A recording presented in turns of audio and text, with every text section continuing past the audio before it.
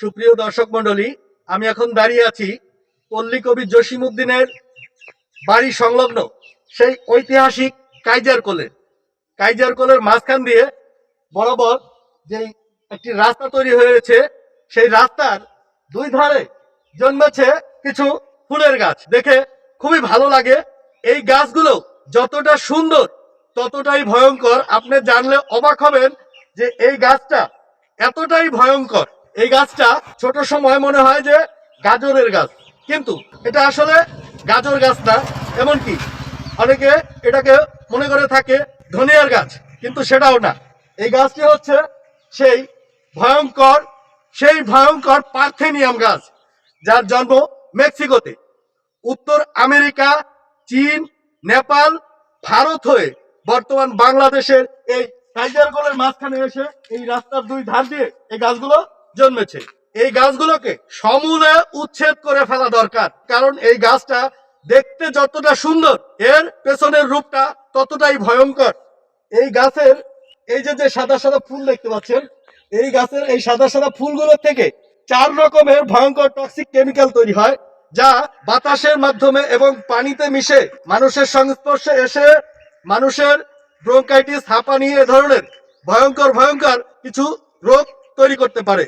তো এই গাছগুলো যদি কোনো গবাদি পশু খেয়ে ফেলে, সেই গবাদি পশুর শরীরে ঘা, এমনকি তার পাতলা পায়খানা হয়েছে, দেখা যাবে অতিরিক্ত পরিমাণে খেলে সেই পশুটি মারা যেতে পারে। তো এই গাছ সম্পর্কে প্রত্যেকটি বাঙালির ভালোভাবে জানা দরকার যে এই গাছটি কতটা ভয়ঙ্কর আর এইটাকে কেন উচ্ছেদ করা দরকার। আমরা সবাই মিলে এই গাছটিকে চিহ্নিত করি এবং এই গাছটিকে সমূলে উচ্ছেদ করে ফেলি। আমি বিশেষভাবে দৃষ্টি আকর্ষণ করছি ফরিদপুর জেলা প্রশাসন এমনকি ফরিদপুরের নেতৃত্ব স্থানীয় লোকদের দৃষ্টি আকর্ষণ করছি, যাতে এই গাছগুলোকে সমূলে উচ্ছেদ করে ফেলা যায়।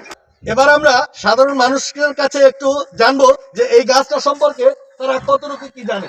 আচ্ছা, এই যে সুন্দর ফুলের গাছগুলো দেখতেছেন, এই গাছগুলো দেখে কি আপনার ভালো লাগতেছে?